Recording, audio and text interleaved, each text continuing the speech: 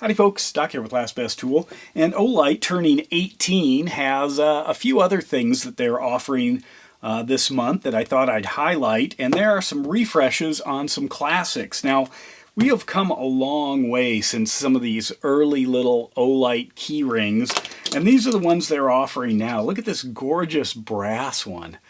It's got some serious heft to it. I'll let you look these up if you're interested, but this is a celebration of their 18th birthday.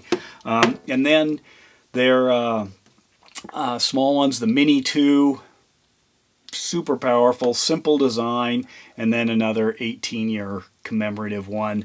But it's just fun seeing how they're evolving from these. What at one time was just an amazing light. Just imagine that. Got the old micro USB on that. So let's take a look at the Oclip Ultra. So here was the Oclip Pro, and then here's the original Oclip, which is just an outstanding light on its own. Just a great design. But on this one, we've got OAL, or the Olight aluminum, which is the heavy-duty, super beefy, next-level material that they're building a lot of stuff out of. Great, great material. Nothing wrong with it, easy to machine, super strong, often scratch-proof in daily life. And on this guy here, a little boxier shape. I noticed they don't have it quite as rounded off. I'm not sure. I think maybe it looks more professional. They brand it made of OAL, Olight, and Oclip Ultra. They have moved away from those little rubbery closures to a nice spring-loaded door for the USB-C port. I like that. It has a flood, a spot, and a UV. All are controlled here. On the flood, we're dealing with, you can see there, put on the flood here, about 530 lumens on the turbo setting, then to 300, 110, and 1. If we go to the, you can see more of the spotlight there, we've got 450 lumens. I'll flip these back and forth. So there's the flood, there's the spot.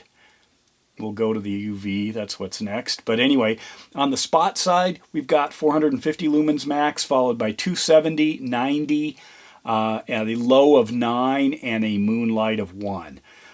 Uses a 580 milliamp battery, which is, it's a little tiny guy. That gives plenty of runtime. And if we switch over to the UV here, you can see it's a decent UV, not quite arc-feld UV. If I kick that one on, you can see it's a little bit different. The arc-feld is definitely a finer UV point, a little more powerful at distance.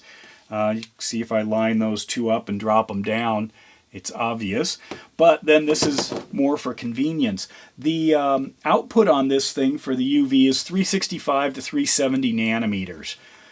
So just a little bit off of the 4 and change that we can see with our naked eye.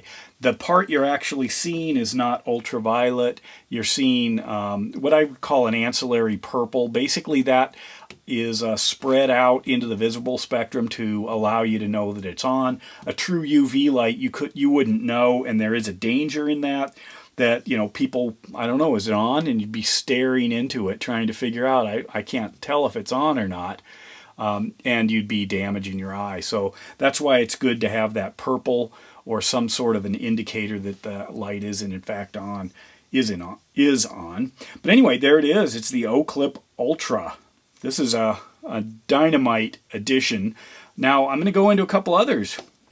Or actually one other. I went over these, but a couple of other things here. This is the new Baton Turbo in the Roadster. Now, what they're saying about this is it's designed to stand out, and I just loved this when I saw it. I don't even know why. I mean, I've seen this in one of their other lights, but the blue, this is like a tire track, this black. It's a fun light, and the Baton, especially this Baton Turbo here, is just an outstanding all-around light. Here's, maybe a more tactical version of the Baton Turbo. It is a just a great EDC light.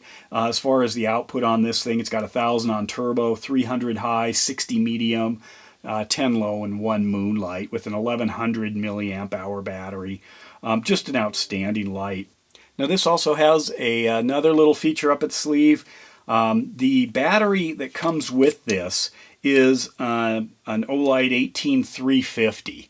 And that's a larger battery, say, than a CR123.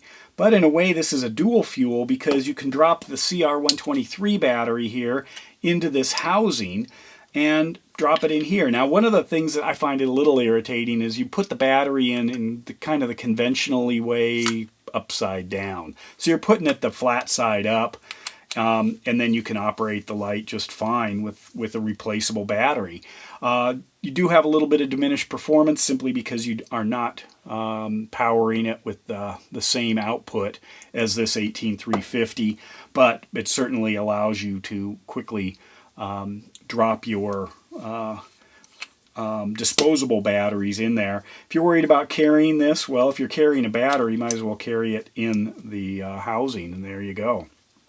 But anyway, so what we're looking at is a cool upgrade. Just a fun design. So good on Olight for making a roadster version. I don't even know. I had to look up roadster to see, does orange and blue, or no, not necessarily. It just, that's what it looks like. Kind of old school, high performance, fun to look at, you know, fun to carry, fun to, you know, wax if you were a car, but also a fully functional light. Anyway, so there's some new offerings. Congratulations, Olight, for turning 18. And with that, Doc out.